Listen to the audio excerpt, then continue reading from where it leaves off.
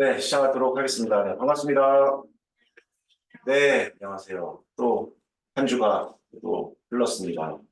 여러분, 오늘은 우리가 3주차 강의를, 2주차 강의 들으셨나요? 네, 2주차 강의를 듣고 네, 오셨습니다. 또 어떤 뭐 생각이 드셨는지, 여러 가지 뭐 느낀 점은 무엇인지, 어떤 또 소득은 또 무엇인지 이런 것들 좀 간단하게 이야기하고 시작하도록 하겠습니다. 네, 우리 시간 소대로 갈까요, 태님? 어, 가장 먼저 이제 소설 자체의 맥락이 확실하게 현실과 맞닿아 있다 보니까 교수님께서 이제 현실 문학사를 이해하시기에 왜 문학을 이해하는 게 맞닿아 있는지에 대해 좀 이해하는 느낌이 들었는데 저번 주에도 비슷한 생각이 들었지만 점점 이 소설이라는 게 단순히 소설이 이야기가 아니라 그 삶과 맞닿아 있다는 그런 느낌을 좀 받았어요.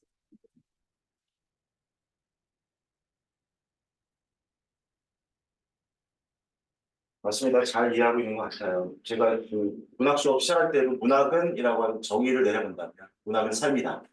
그러니까 뭐 과거의 이야기들은 현재 이야기든 뭐 이렇게 나와 좀 동떨어져 있을 수도 있지만 내 경험이 아니니까. 그러나 이게 우리 인간의 삶을 이야기하고 있다. 내가 겪은 비슷한 거를 겪을 수도 있고 아니면 내가 경험하지 못했던 이럴 수도 있구나 라고 하는 그런 삶이 연결되어 있다는 걸 이렇게 읽으면 되게 실제적으로 작품들이 좀 살아있는 이해할 수 있을 것 같아서 잘 깨달아 주셨습니다. 네, 우리 얘는 네.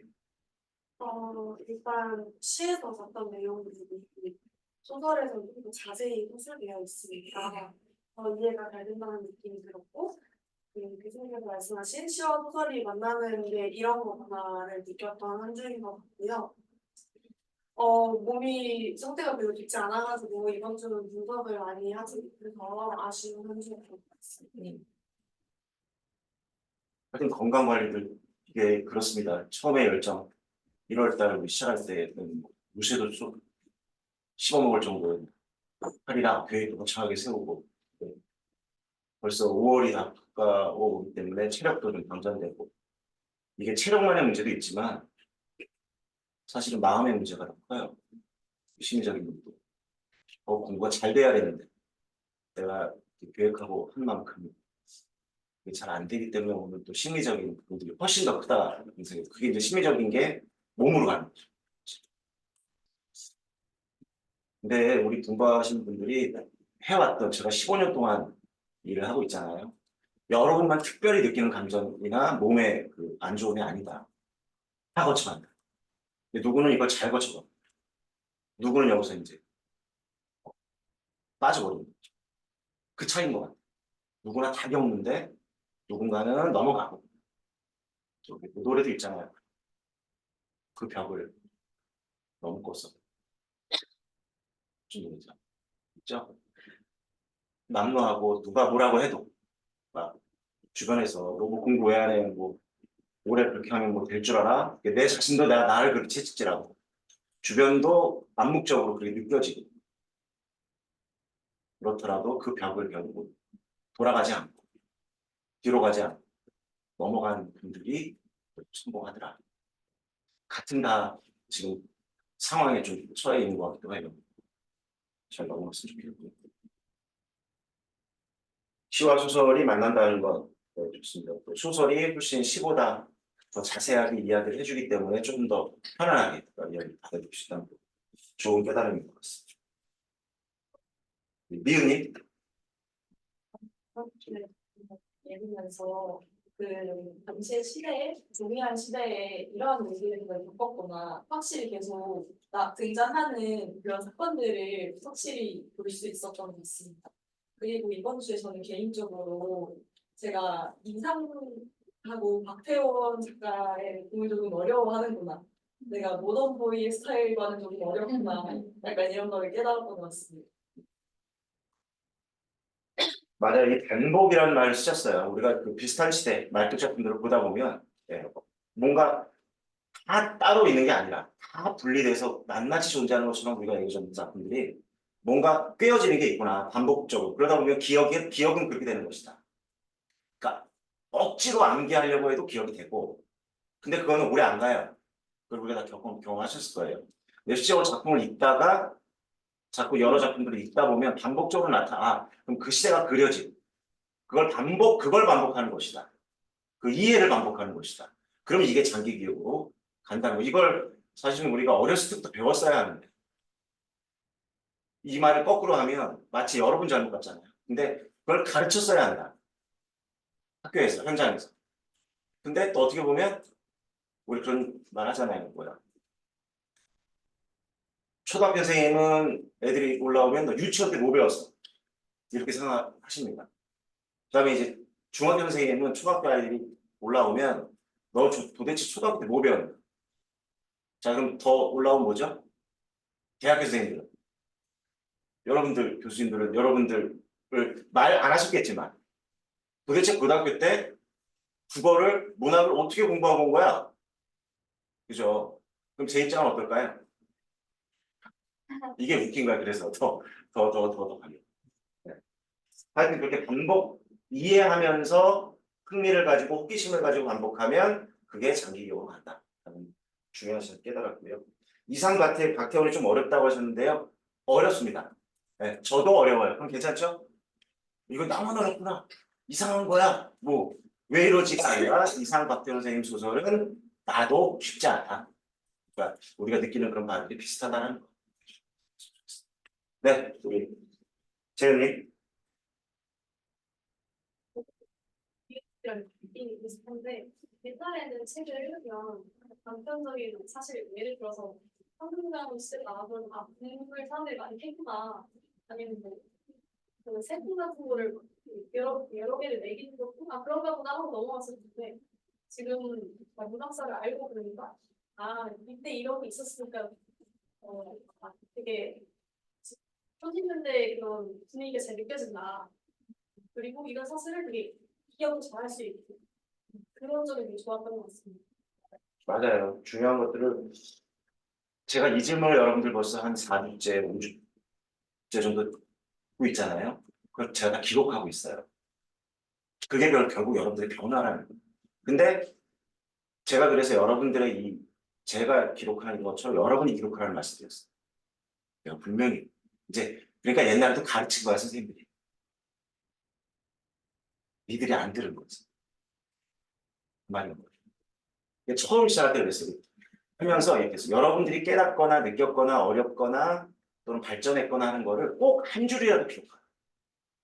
그 개인 기록장에다가 기록도 하고 또 필요하면 우리 카페에 올려라라는 말씀 분명히 드렸어요. 아 누가 내 거 보면 어떡하지가 아니라 내가 내 자신을 그렇게 봐야 객관적으로 볼 수 있게 된다. 근데 여러분들이 이걸 말 속에만 생각 속에만 가두면 지금 시점에서 내가 변한 게 없는 것 같아.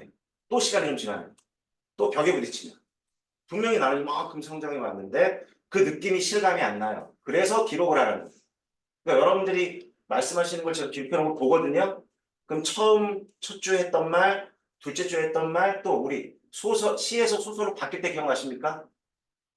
어떤 두려움을 갖고 있었는지, 근데 부딪히니까 뭔가 더 깨달아지고 성장하죠. 이렇게 해서 꼭 여러분들 한 줄이라도 여러분 일기장이든 메모장이든 기록을 해 두시고 이것을 더 객관화시키려면 우리 카페에다가 아무도 관심 없어요. 저만 관심 있다. 아무도 관심 없다고 다른 사람. 나랑 여러분 개인만 각자 관심이 있는 거예요. 그래서 여러분들은 여러분이 어떻게 성장하는지를 또 그때 어떤 고민을 했는지 그 고민이 어떻게 해결되고 있는지. 그렇죠? 또 제가 바라볼 때에는 아 우리 지금 강의를 듣고 있는 분들이 어떻게 성장하고 있구나 또 어디서 멈춰 있구나를 제가 파악하는 게 중요하다는 거예요. 그래야 도와줄 수 있죠. 우리가 이런 취업 프로젝트를 만든 근본적인 이유라는 좋은 깨달음 가져주셨고요. 또 한국말 시대에 이런 얘기 하셨지만 30년대 작품 읽고 또 역사적인 부분들 또 공부하다 보니까 아 이럴 수밖에 없었구나라는 진짜 단편적인 부분에서 복합적인 그러니까 막 밝아지는 거야. 그러니까 재미가 생기는 거야. 이해돼요. 근데 아마 그런 공부를 했으면 다른 30년의 작품, 우리가 하지 않았던 읽을 때에도 도움이 크게 될 것이다. 네, 채은이? 제가 작년에 학부 수업에서 그 현대문학 구출을 풀어볼 수 있는 수업이 있었는데 네. 제 기억으로는 그때 제1과 제1장이 내가 갈피를 아예 못 잡을 정도로 어려웠던 기억이 있거든요. 대감고라는 말이 뭔지도 몰라가지고 대감고처를 못 찾아냈었는데 그때까지만 해도 이래서 아는 작품이 나와야 뭐라도 쓰는구나라고 생각을 했었는데 지금 이제 전문을 몇 가지 읽어보고 그리고 읽으면서 단어를 찾아보는 과정을 겪으면서 이렇게 해야지 시험 때 모르는 작품 부분이 나와도 찾을 수 있겠구나라는 걸 좀 깨닫게 된 것 같습니다.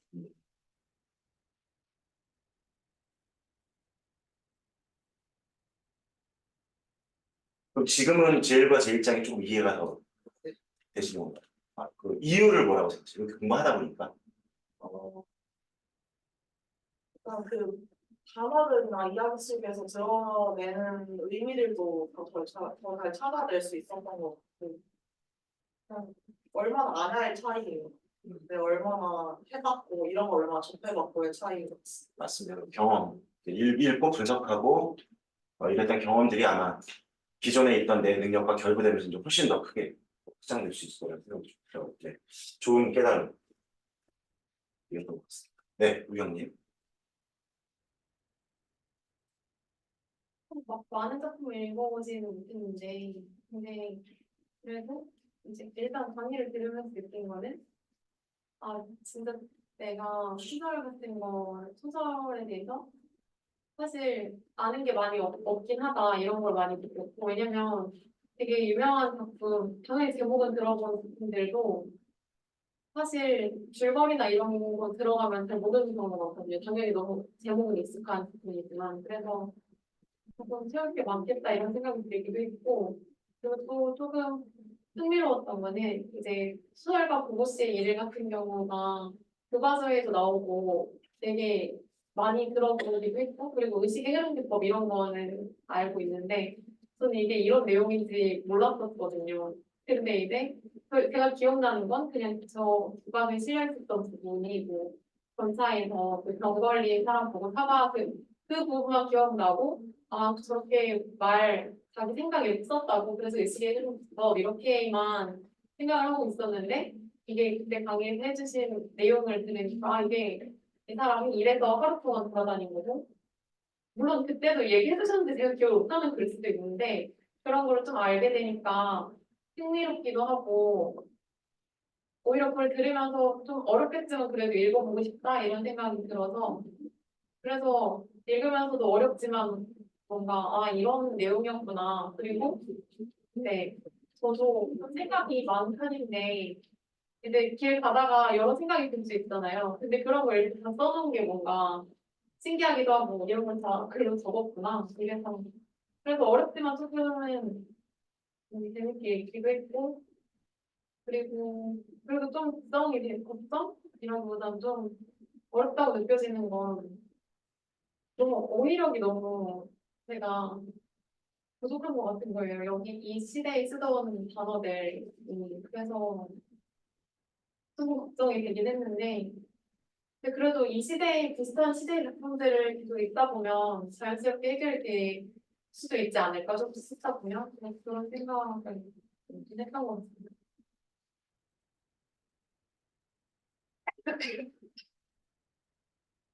제가 수업 중에도 말씀드린 거였지만 이 박태훈 선생님 이 누구 왜 알아보시죠?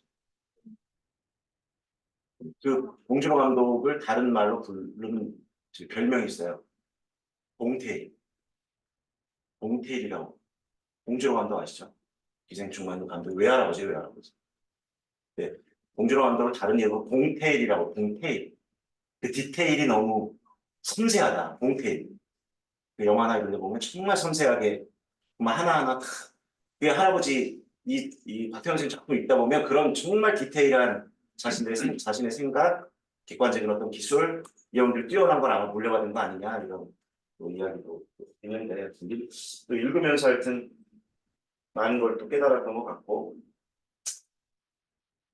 제가 좋은 깨달음은 이제 흥미롭다라는 것. 네. 그래서 제가 수업으로 배경 지식을 드리는 거예요. 그래서 이런 분들도 많습니다. 선생님 수업 듣기 전에 내가 먼저 읽고 수업을 들을 수도 있고, 제가 그 말씀 드렸어요, 궁극적으로. 또는 제가 먼저 수업을 듣고 그 다음에 분석하는 것도 괜찮다. 그러니까 여러분들이 실력이 더 출중하게 이제 점점 더 올라가면 먼저 읽고 수업 듣는 것도 상관없어요. 그러나 시작은 배경 지식을 드리는 거라고 생각하시면 돼요. 그걸 좀 미리 얻고 그걸 바탕으로 내가 읽고 분석하면 우리가 시간이 없다고 하잖아요. 그걸 줄여드리려고 하는 것이다, 제가. 그렇게 좀 활용을 잘하시면 더 흥미롭게 할 수 있을 것 같고, 걱정이 어휘력이 좀 부족한 게 걱정된다고 하는데 다들 그렇습니다. 이것도 우경이 혼자만의 문제가 아니라 우리 모두의 사실은 문제예요. 우리가 뭐 그 당시 시대를 살았던 게 아니기 때문에. 근데 이제 그 걱정과 우려를 해소할 수 있는 방법도 스스로 느낀 것 같아요. 자꾸 비슷한 시대의 작품들을 읽고 분석하다 보면, 또는 비슷한 시대가 아니어도요, 다른 시대 작품을 읽다가 전이 시대의 어떤 단어나 어휘 이것들이, 또는 내가 풀리지 않았던 이런 안개 같은 것들이 풀리는 경우들이 많다. 그렇게 걸어가시면 좋을 것 같습니다. 네, 깨달음을 또 얻으셨습니다. 지호님. 지금까지는 소설 읽으면서 제가 막히는 부분이나 모르는 단어, 어구 이런 거를 단순히 그냥 제가 가지고 있는 배경 지식이나 그런 앞뒤 맥락만 가지고 파악하고 그냥 대충 넘어가려고 하는 습관이 잡혀 있었는데, 제가 그리고 이제 그런 습관이 있다 보니까 좀 편하게 하려고 남이 그냥 써준 해설들을 찾아보면서 내가 그걸 보고 이해가 됐으면 말고 공부했다 이렇게 생각을 했었는데, 그런 막히는 부분들을 제가 일일이 하나하나 다 찾아보고 제가 직접 이제 해설을 쓴다는 마음으로 하니까 이렇게 해야 내가 진짜 기억에 남고 진짜 다른 사람들한테 설명을 해줄 때 좀 자세하게 해줄 수 있겠다라는 생각이 들어서 작품 분석을 했던 것 같습니다. 맞습니다. 뭐 재훈이만의 이야기는 아니고 다들 그럴 것 같아요. 내 방식대로 학습하려고 했고 안 되면 타인의 그냥 해설을 그냥 믿고 그걸 이해했으면 내가 이제 마치 이해한 것처럼. 근데 하나 중요한 깨달음이 있어요. 직접 하다 보니까요. 이걸 실천이라고. 우리는 해설지를 읽는 것은 간접적인 겁니다. 간접이에요. 내가 직접 머리를 써서 내가 사유를 통해서 깨달아낸 게 아닙니다. 그러니까 얘가 살아 움직이질 못합니다. 근데 방금 직접이라는 그 말이 해설을 직접 읽었다는 게 아니라 그런 걸 토대로 진짜 작품을 내가 읽고 있다는 거. 이게 제일 중요해요. 그리고 아이들한테 학교에 가서 진짜 전해주어야 할 문학 점수 이렇게 공부하면 잘 나와요. 당연히. 그거 부차적으로 정말 아이들이 졸업해서도 문학을 가까이 하고 책을 읽고 시집을 읽고 소설을 읽고 그죠? 그럴 수 있게 만들어내는, 그리고 내가 직접적으로 내 힘을 들여서 사유를 써서 해보는 거. 이 경험이. 근데 그게 100% 그러니까 100% 충족될 거라고는 생각하지 마세요. 내가 직접 했다고 해서 그 작품이 100%내 거가 될 거라는 욕심은 내려놔. 네. 그러니까 좀, 이렇게 직접 해보니까 흥미롭고 새로운 사실도 알게 되고, 그죠? 이해하게 되는 정도. 완벽하게 하나의 작품을 꿰뚫을 수는 없다. 우리가 그걸 하려면 사실은 뭐 대학원 과정에 가서 박사 이상의 과정을 거쳐야 되겠죠. 욕심을 조금 내려놓고 실질적인 연습들을 계속 하다 보면 훨씬 더 성장을 많이 할 수 있을 거예요. 네, 우리 서정님. 저도 이번 소설을 분석하면서 뭔가 우리나라는 1930년대 전반을 봤다 생각했는데요. 당대 지식인들의 모습을 치숙이나 날개, 소설가 구보제 1일에서 뭔가 내면의 혼란을 겪고 있고 뭔가 내가 아무것도 할 수 없는 그런 절망감 이런 거를 봤고요. 그다음에 금단은 콩가스나 남문강 그리고 사촌 밤길에서처럼 뭔가 농민의 이렇게 처절하게 살아갈 수밖에 없었던 그 현실을 생생하게 봤다고 생각해서 우리나라가 1930년대에 이랬었구나를 되게 생생하게 느낄 수 있었던 시간인 것 같고, 또 저는 아하 경험을 좀 했었는데요. 일단은 혼밥에서 한국당 시대여서 일제 뭐 군수 물품을 조달하기 위해서 금들을 많이 모아서 팔았다. 그러면 이제 저희가 배웠던 여승이라는 작품에서도 중간판에서 남편을 잃을 수밖에 없었던 그 여인이 딱 생각이 나면서 아 이렇게 시랑 소설이 또 긴밀하게 이 문학사로 연결이 되는구나를 경험할 수 있게 되어서 좋았습니다. 네, 이 점점 더 멋있어져도 되는 겁니까? 그런 깨달음들의 말씀이 달라지고 있다는 걸 역시 또 느껴요. 어찌됐건 30년대의 모습들을 지난주에는 좀 읽으면서 수업 들으면서 열심히 느꼈고 유독 또 30년대 작품 중에 농민들의 어떤 농촌이나 농민들의 삶에 대한 또 그런 아픔들을 또 좀 살펴봤던 것 같아요. 거기서 이제 조금 더 생각이 나가면 지금은 달라졌을까? 물론 시대는 달라졌죠. 일제시대도 아니고 또 많이 발전했고 우리가 뭐 그런 무지나 가난으로부터 많이 변화된 것도 사실이지만 그렇다고 보면 우리가 빈부격차는 더 아니 그때보다 훨씬 더 그때는 전반적으로 가난했다면 이제는 그 극단의 빈부격차의 시대를 살고 있다. 그럼 우리가 어떤 해법을 무엇을 할 수 있을까? 우리 다음 세대는 우리는 뭘 전해주고 그들에게 뭘 전해줄 수 있을까요? 교사는 그거예요. 내가 할 수 있는 역량은 내가 투자가 되어서 뭐 당장 뭔가 뭐 노동자 문제, 농민 문제 해결 못하더라도 그 미래의 싹을 그러니까 우리가 되게 의미 있고 그래서 저는 직업 중에 교사라는 직업이 가장 위대하고 가장 성스러워 그렇다는 생각이 들어요. 물론 우리가 다 교사 이제 예비 교사이고 예비 선생님들 직업을 하려고 뭐 하는 것도 있지만 그런 부분들도 좀 함께 좋겠고 역시 마찬가지예요. 시와 소설이 분리되어 있는 거 아니고요. 또 앞으로 고전문학으로 넘어가면 고전 시가와 고전 산문과 현대 시 소설이 분리되어 있는 게 아니에요. 시대는 다르지만 그때의 아픔 역시 사람 뭐 상처를 받건 이별을 하건 사랑을 하건 뭔가 정치적인 어떤 압제를 당하건 그러면서 느꼈던 사람들의 심해들이 결국 밑바탕에 있는 사람들 다 마음을 이야기하는 겁니다. 거기서 어떻게 살아가고 있는지 아주 잘 느껴주시는 것 감사드립니다. 네, 부장님. 저는 저번 주부터 이번 주까지 지금 일주일 넘게 목감기에 시달리고 있었는데 상태가 많이 좋지 않았는데 그래서 작품 분석을 제대로 하지는 못했지만 작품들을 다 한 번씩 읽어봤을 때 가장 크게 느꼈던 건 교수님 말씀대로 지금도 다르지 않다라는 생각이 가장 크게 많이 들었어요. 이 소설들이 대부분 30년대를 배경으로 하고 있는데 밤길이랑 만표방이라는 작품이 유독 제 마음에 많이 들어왔었거든요. 그 이유는 이 시대에 서민들의 삶이 얼마나 각박했는가, 얼마나 어렵고 힘들었는가를 여실히 담아내고 있는 작품이라고 생각을 했는데 이게 30년대에만 국한되는 게 아니고 제가 지금 학원에서 학생들한테 난제이가 수어올린 작은 공이라는 작품을 지금 수업을 하고 있는데 그 작품은 70년대를 배경으로 하고 있거든요.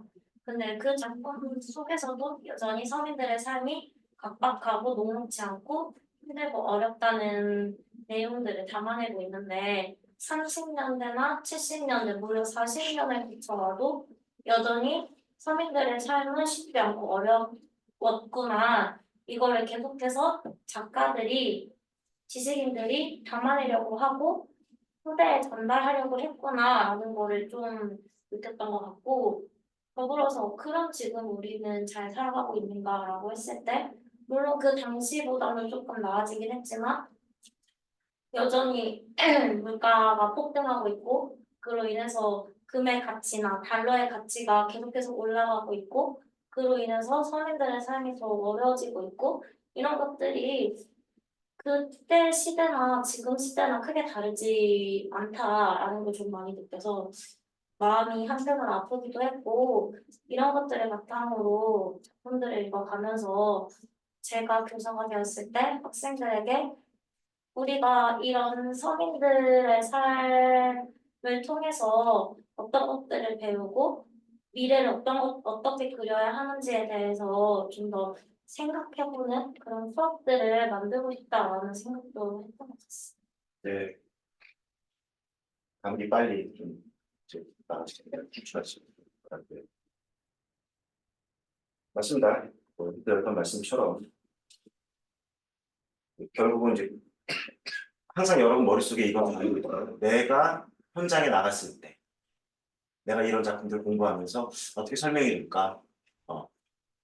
그죠? 어떻게 그걸 전할까? 그것이 현재의 삶과도 연결돼 있다는 걸 어떻게 잘 풀어내준다면 그럼 아이들도 세상을 보는 안목이 넓어질 것이고 또 자기들이 그 여러분이 가르치는 그 학생들이 30년을 한다면 옛날 기준으로 지금 이제 숫자가 뭐 학생 숫자가 적기도 하고 많기도 하니까 몇 명일 거라고 생각해요? 30년 동안 내가 아이들을 몇 명 만날 것 같아요?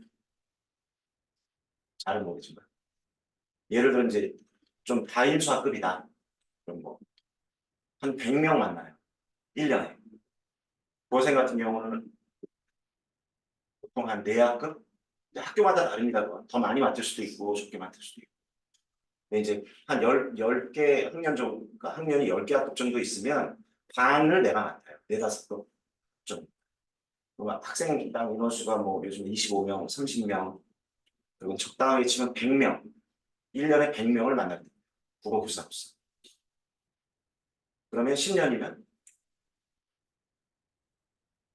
계산 어렵죠? 1000명 맞죠?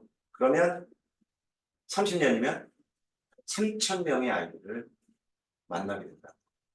그 아이들 중에 국어교사가 되는 아이들의 숫자는 몇 명일 것 같아요? 내가 이제 가르쳤는데 그 아이들이 중학교, 고등학교에서 가르쳤는데 국어 선생님이 될 가능성. 그래서 3000명 중에 한 1%면 몇 명인데 30명? 1%도 안 돼요. 10손가락에 꼽기도 힘듭니다. 그러니까 여러분들이 앞으로 현장에서 만날 친구들은 국어교사가 될 사람을 만나는 게 아닐 가능성이 매우 높아요. 있기도 하겠지만. 그러면 뭐예요? 그 안에서 뭐가 나오겠습니까? 의사도 나오고 판사도 나오고 검사도 나오고 대통령도 나올 수 있어요. 물론 사기꾼도 나올 수 있어요. 내가 의도하지 않았지만 정말 다양한 직업군에 다양한 아이들이 성장할 것이다. 그 아이들이 어떤 세상에 나가서 어떤 자리에서 한몫할 수 있다는 얘기죠. 지도자가 될 수도 있고 그런 위치에 있을 때 사람과 세상을 어떻게 바라볼 것인가 굉장히 중요한 문제거든요. 그렇죠? 그런 부분들을 좀 이렇게 공부하면서 또 다른 학원 이런 데 가서 아이들을 가르치면서 그런 생각을 하게 된다고 되게 훌륭하다는 생각. 어디서든 저는 이렇게 생각해요. 교사를 우리가 하려고 하고 국립학교에 가려는 게 목적이다. 1차고 최고의 목표다. 다만 어디서든 그러니까 그게 학원이든 과외든 아니면 뭐 기간제든 뭐 시간 강사든 아이들을 만나게 되는 어떤 장소에서라도 내가 하려는 일, 내가 공부하고 깨달았던 것을 전하고 그 아이들이 그런 안목을 갖게 만들어 준다면 저는 그 장소가 어디든 되게 소중하고 되게 성스러운 일이라는 생각이 듭니다. 잘 해주기를 또 감사합니다. 선생님. 네, 선생님. 저는 이번 질문 듣지 않아서 많이 분석을 하지 못했는데 제가 느낀 거는 첫 번째로 제가 30년대 이쯤이 좀 많이 약하구나라는 생각을 했습니다. 생각해보니까 시도 30년대를 많이 분석을 못했던 것 같아요. 그래서 느껴지지 그 당시의 분위기, 문학사 이런 것들이 느껴지지 않았으니까 더 어려웠던 것 같고 그리고 또 문학사 그런 건 알더라도 그걸 작품으로 엮어내지 못하니까는 그 흐름이 만들어지지 않아서 어려웠던 것 같아요. 그래서 작품을 더 많이 읽고 엮어봐야겠구나라는 생각이 들었고 저는 소설과 고고실이 제일 어려웠었는데 제 생각에는 소설이라고 하면은 발단적인 게 위기적인 결말 이게 흐름이 느껴져야 되는데 전 여기서는 그게 안 느껴지더라고요. 그래서 뭘 말하고 싶지라는 생각을 보다가 나중에 그냥 그렇구나, 그렇구나 하면서 봤던 것 같은데, 아, 원래 이분이 그런 소설가라면은 그것도 또 경험해보면서 읽을 줄 알아야 되는 것 같다는 생각이 들었어요. 그리고 문학이 삶이라고 하셨잖아요. 근데 그건 좀 이번에 읽을 때는 많이 관련이 없게 느껴졌는지, 어, 저랑 연결 짓는 게 어려워서 그냥 저렇게 생긴 사람이구나 하는 좀 관련이 없는 그렇게 느껴져서 더 어려웠던 것 같아요. 그래서 아까 그 태양 선생님께서 그 문학이랑 삶이 연결된다고 느껴지셨다 해서 어디서 그런 걸 느끼셨는지도 좀 궁금했던 것 같습니다. 좀 이따 대답을 듣죠.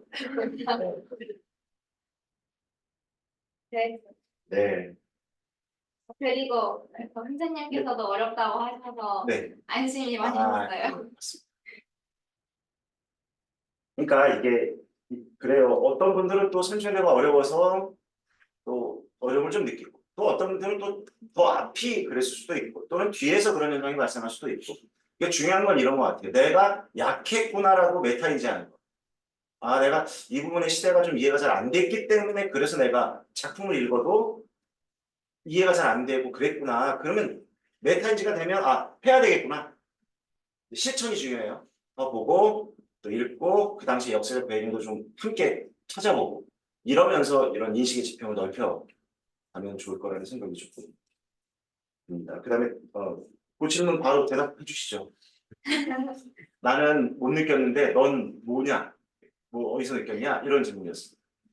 이제 아까 난쟁이가 쏠린 작품을 수업하는 선생님께서 이제 느꼈다고 하셨듯이 약간 저는 1910년부터 30년대까지의 소설들이 전부 다 일제강점기와 동양시아 시주덕들 사회 경제적 행위 그런 부분들에서 오는 작가 각자의 비명이라는 느낌이 들었거든요.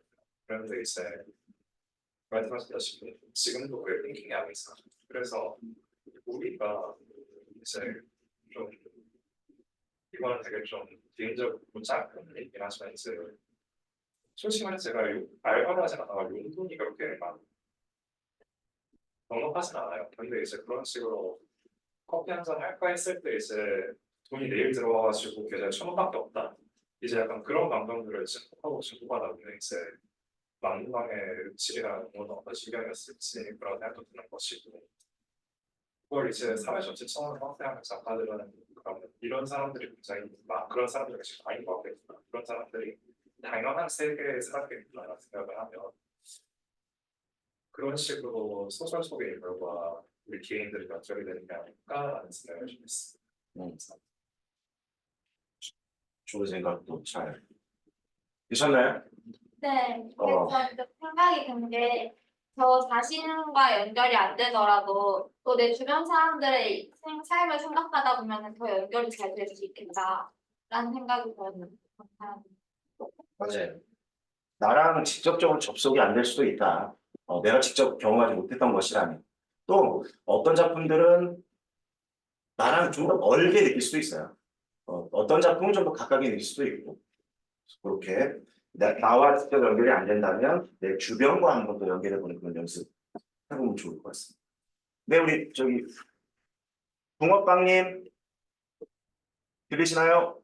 네, 네, 뭐 혹시 어떤 말씀 좀 해주시죠?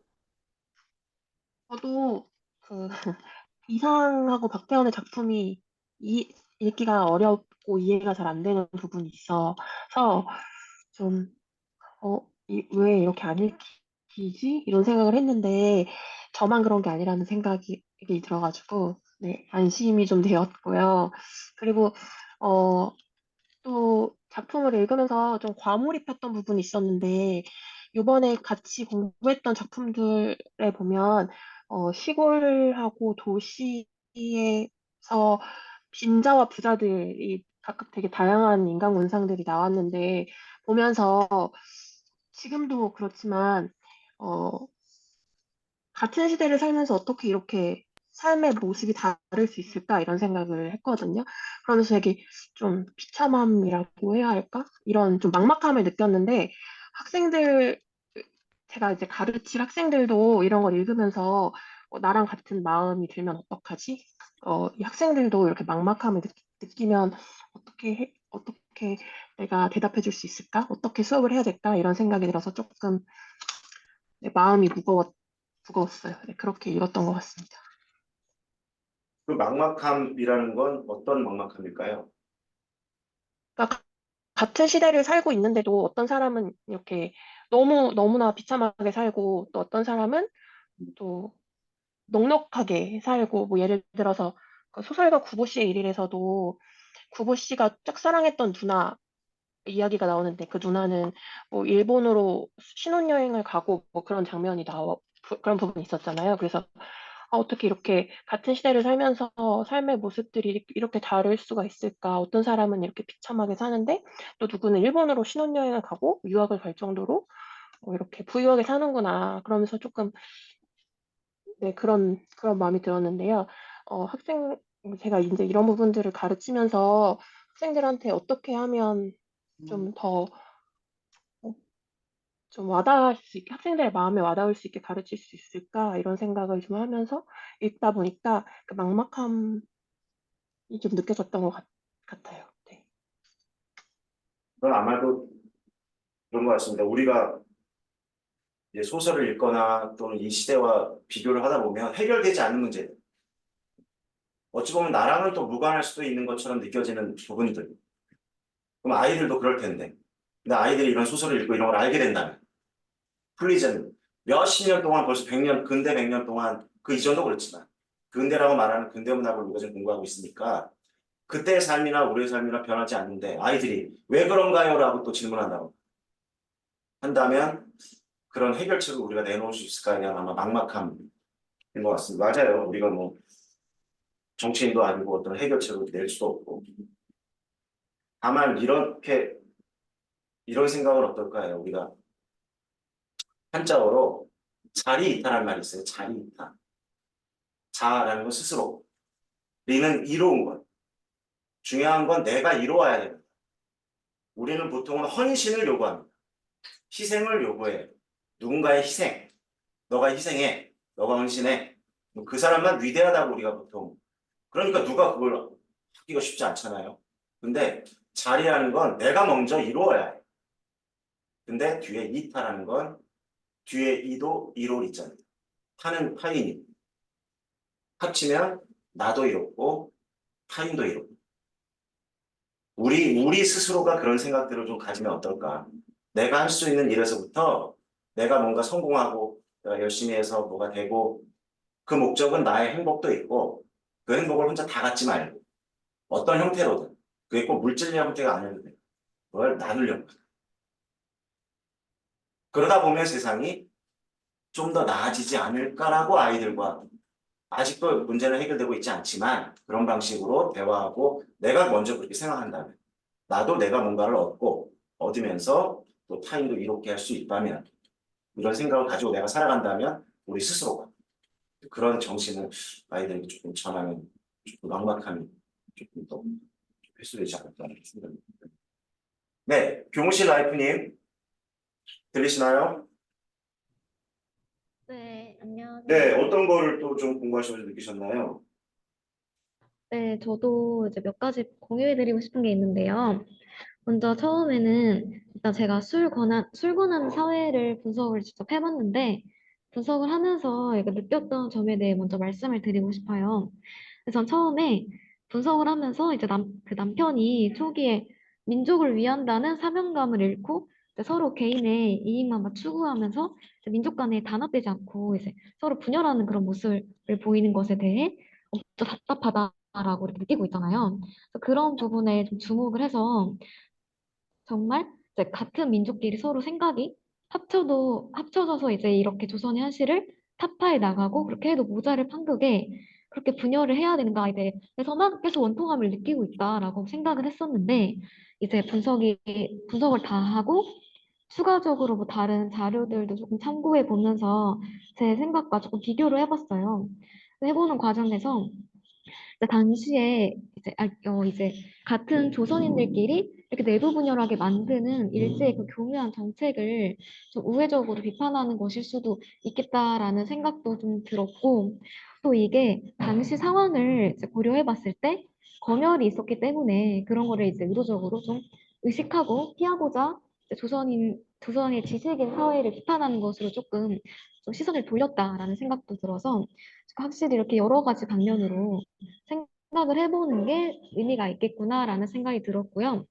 그리고 또 이제 수업에서 선생님께서 김유정 같은 작가는 포섭적이나 해학적으로만 농촌을 그리지 않고 이제 내부로 들어오면 현실에 대한 인식을 또 명확히 했다. 그리고 또 이태준 같은 경우는 구인의 소설 작가였지만 순수문학의 경향만 그린 게 아니라 이제 슬픔의 분위기를 증폭하는 것과 같이 당시 현실을 자신만의 서정적인 기법으로 그려내고 있었을 뿐 다 모두 각자만의 방식으로 현실을 그렸다라는 말씀을 해주셨잖아요.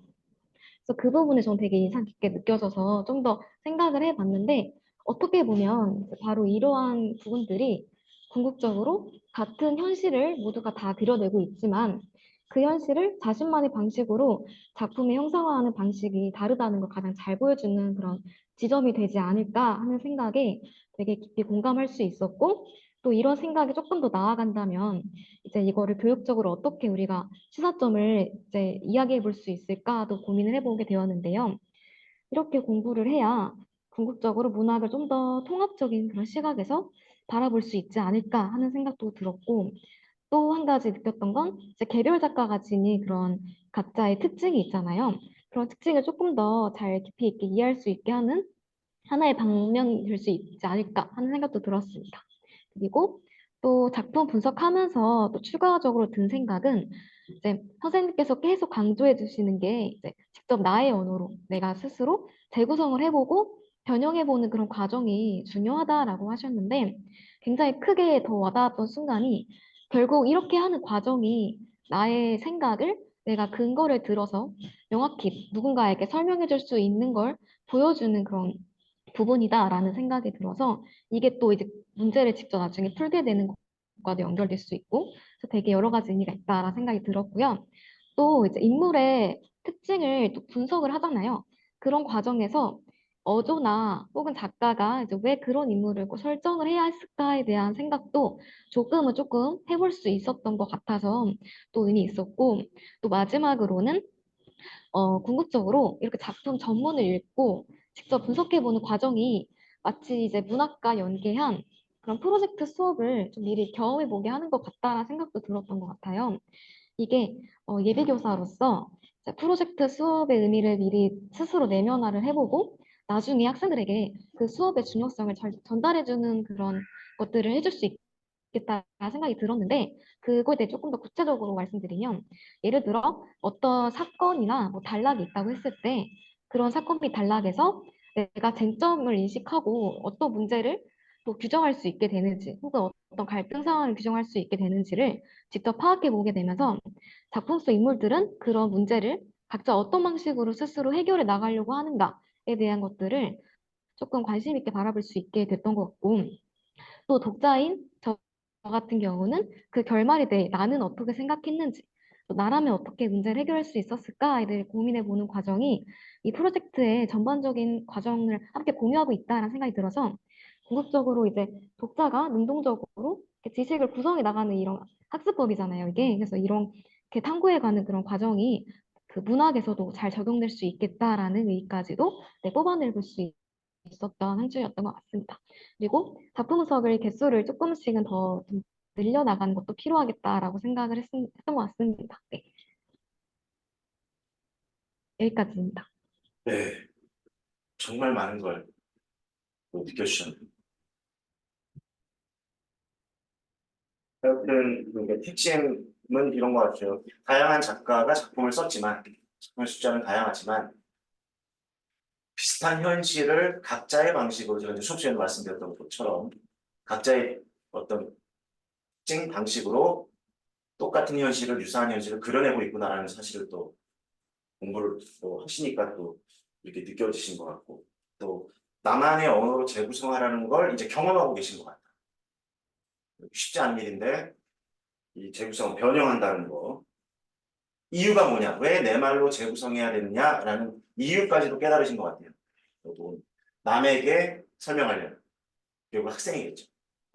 이런 과정이 꼭 필요하다고 생각이 좀 들었던 것 같고 잘 해주신 것 같아요. 네, 하여튼 네. 많이 말씀해 주셔서 많이 깨달아 주셔서 진짜 감사하다는 말씀 또 드리겠습니다. 네, 우리 우창님. 네, 저도 되게 이번 주는 유달리 느낀 게 좀 많았는데, 뭐 비슷하긴 해요. 앞에 말씀해주신 것들과. 그래서 저 같은 경우는 일단 그 선생님께서 이 소설을 읽으면 이 시대가 좀 더 입체적으로 그려진다고 말씀해 주셨는데, 그게 확실히 와닿았어요. 그래서 농촌도 살기 힘들고, 도시도 살기 힘들고 한 그런 과거의 모습을 되게 선명한 상황으로 볼 수 있어서 좋았고요. 근데 또 한편으로는 그런 특히 도시의 양상을 보여주는 거나 뭐 그런 거에서 거기서 느끼는 감정 아니면 어려울 때 나타나는 행동 그런 거는 사실 지금이랑 다를 게 별로 없다고 생각했어요. 특히 뭐 만문방에서 뭐 투전하고 도박하고 그런 거는 지금 사람들이 주식하고 비트코인 하는 거랑 정말 똑같다고 생각했거든요. 그래서 또 치숙에서 소년이 말하는 그런 사고방식, 그러니까 내가 어설프게 알지만 모두 아는 것처럼 이야기하는 것도 사실 지금도 너무 인터넷이나 그런 걸 통해서 잘 알 수 있는 모습이잖아요. 그래서 저는 이런 부분이 아이들에게 문학을 가르쳐야 하는 이유가 될 수 있다고 생각을 했어요. 과거를 선명히 볼 수 있고 그 과거에서 현재의 모습을 선명히 볼 수 있다는 건 아주 중요한 지점이라고 생각을 했고요. 또 개인적으로는 사실 이 이상의 날개랑 이제 박태원의 구보씨 이거에 대해서는 사실 저는 제대로 읽어본 적이 없고 좀 편견이 있었어요. 이상하면은 있는 이미지가 있고 또 구보씨 하면 의식의 흐름이라는 이미지가 있잖아요. 그래서 아, 내가 읽을 수 있을까 했는데 오히려 제가 허들이 좀 너무 높았나 봐요. 읽어보니까 읽을만 하더라고요. 의외로 그냥 이 사람의 그 감정성이나 그런 좀 예술가적 면모라 그래야 되나 그런 흐름이 따라가기 조금 어렵다는 느낌이 들어서 그렇지 생각보다 그래도 읽으면 읽어지는구나라는 게 느껴져서 좋았는데 한편으로는 오히려 리얼리즘보다 모더니즘의 이 사람의 그 적나라한 마음의 고통, 공허함 같은 게 좀 느껴져서 사실 읽으면서 되게 힘들었던 느낌도 들었습니다. 약간 미칠 것 같았어요. 그래서 그리고 또 기출을 시와는 달리 소설에서는 좀 면밀하게 보고 있는데 확실히 기출을 같이 보니까 큰 방향성은 잡히는 것 같아서 또 그것도 되게 좋았던 한 주였던 것 같습니다. 네, 역시 비슷한 느낌인 것 같아요. 입체적으로 전문이 있다 보니까 당시에 현실이나 인물들의 모습이 입체적으로 느껴지고 또 그런 그때 느꼈던 그들의 고통과 이런 어려움이 지금도 지속되고 있다는 것 비슷하게 또 말씀해 주셨고 근데 중요한 말씀해 주셨어요. 편견을 갖고 계셨던 거예요. 날면 이런 작품이야. 일 거야. 소울 그것이는 그런 거야. 왜? 어디서 들었건 일부 작품을 봤건 해설을 봤기 때문에. 그러니까 의외로 접근하기가 편견이 의외로 작동해서 우리가 작품에 제대로 접근하지 못하는 거죠. 네. 읽어보니까 오히려 훨씬 더 쉽고 또 그 내면의 깊이를 또 느낄 수 있었다. 그러니까 직접 해보지 않고는 네, 해설을 읽는 걸 직접이라고 하지 맙시고 직접인데 그건 간접적인 이제 파악이고 내가 직접 작품에 들어가서 읽고 분석해보고 이해하려고 하는 노력이 되어야만 이런 깨달음이 역시 올 수 있다는 거. 또 기출을 함께 보다 보니까 또 그분들이 묻고 있는 의도 이런 것들을 보다 보면 이런 것들 이제 자꾸 보다 보면 작품도 또 시각에 또 조금 더 완전하게 지평이 열려 있는 작품 분석이 아니고 그렇게도 보지만 이들이 요구하는 바는 이런 거구나. 에 조금 더 포커스를 앞으로 점점 좁혀서 아마 작품 들고 나가실 것 같아요. 네, 우리 또박이님.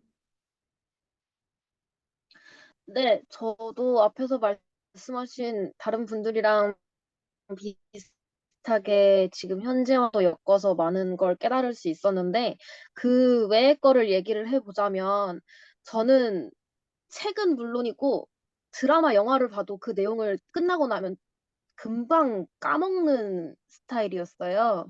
근데 이게 이제 저번 주는 작품의 양에 놀라서 제대로 분석을 못했는데 이번 주에 제대로 분석을 하고 내용들을 읽으면서 정리를 해가고 제 언어로 요약을 해가면서 읽으니까 확실히 그 전에 그냥 읽을 때보다는 내용 자체가 기억에 좀 오래 남는 것 같다라는 생각을 했고요. 그래서 예전에는 제목 듣고는 아, 나 그 제목 그 책 읽어봤는데 하고 내용을 떠올리는 데까지 버퍼링이 많이 걸렸다면 지금은 이런 내용이었던 것 같아 하고 큰 맥락 정도는 얘기할 수 있을 것 같은 그 정도의 변화를 느꼈고요. 또 이게 체험 프로젝트로 줌에서 같이 이야기를 나눌 걸 생각하니까 들었던 걱정 중에 하나가 현대시를 할 때에는 시 구절 구절이 다 함축적 의미를 가지고 있는 특성이 있다 보니까 제가 해석한 게 맞는지 아니면 다른 해석이 있을 수 있는지 이런 거에 대한 의문점이 생겨서 뭔가 질문 드리고 싶고 의견 나누고 싶은 게 굉장히 많았는데 소설은 사실 뭔가 단어 하나에 뭔가 숨겨져 있는 의미가 있다기보다는 그냥 내용을 쭈루룩 풀어서 적혀 있고 이해를 하고 나면은 아, 내가 다 이해했는데 나는 그럼 이따가 줌에 가서 무슨 얘기를 해야 되지라는 그 생각이 들어서 다른 분들은 또 그래도 저번 시간에도 그렇고 질문들이 또 계속 생겨나시는 것 같아서 이게 내가 이해하고 넘어간다고 괜찮은 게 맞는지 아니면 질문이 생겨야 하는 걸까? 안 생겨도 괜찮은 걸까?에 대한 불안감이 살짝 생겼던 것 같습니다. 중요한 지점은 어찌됐건 기억이 좀 오래 남는다. 작품 이해하고 분석하고 잘하시는 거예요. 이게 지금 잘하고 계신 거고.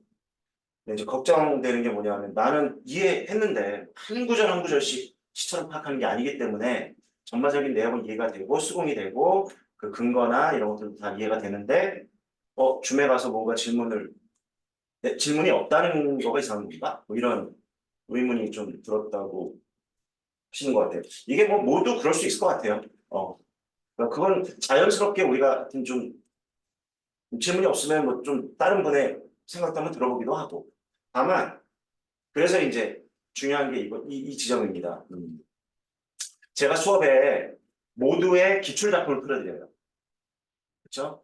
그 다음에 해당 작품들에 혹시 기출이 붙어 있으면 그 해당 기출과 관련된 또 문제도 풀어드리고 관련성도 연결 지어드리거든요. 그래서 일단 특별한 작품 전체의 내용이 이해 파악에 어려움이 없다면 그 풀어드렸던 기출 또는 제가 설명해드렸던 작품 안에 기출이 엮여 있다면 그 기출 문제로 조금 링크를 타고 들어가서 한번 살펴보시고 그걸 통해서 한번 비교해보시고 또 문제도 한번 풀어보시고 거기서도 뭐 의문이 안 남는다면 괜찮은 거예요. 그건 잘하고 있다는 것이다. 의문이 없다라는 게 질문이 없으면 뭐 이상한가? 그게 아니라 지금 말을 들어보면 굉장히 잘하고 있습니다. 그냥 의문이 없어요. 그냥 질문이 없어요. 저는 이게 아니라 충분히 그 소설적 뭐 이해력이든 하여튼 뭐 수업을 잘 이해하고 작품 읽고 자기 언어로 지금 정리가 잘 되는 것 같습니다. 이건 되게 좋은 현상이에요. 거기에 이제 기출을 조금 설명드렸던 거라든가 관련 작품에 기출이 엮여 있다면 그것도 살펴보고 그들이 원하는 의도가 뭐냐. 그래서 그게 만약에 조금씩 파악된다면 그런 넓게도 보고 그런 의도대로도 한번 다른 작품들을 이제 우리 공부할 때 조금 포커스를 맞춰서 살펴보다 보면 의문이 또 들 수도 있고 그런 또 질문들을 좀 편안하게 이렇게 해주시면 될 것 같습니다. 잘 하고 계십니다, 또박이님. 감사합니다.